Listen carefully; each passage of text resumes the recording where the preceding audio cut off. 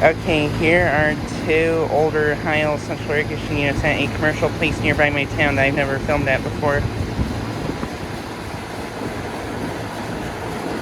Here's this Heil, which is running.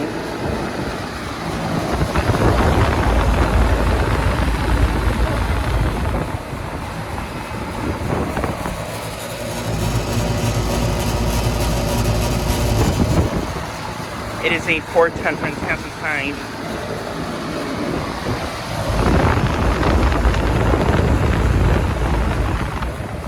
Has a Copeland reciprocating compressor. And here's this Heil unit.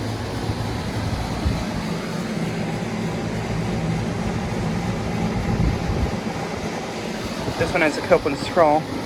And I think this unit might be a Max Performance 10 or 12 unit.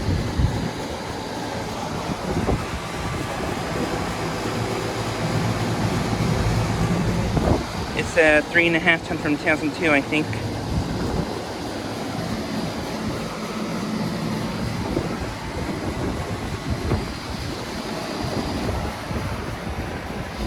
And I don't think this unit has been running. Yeah, it's not been running.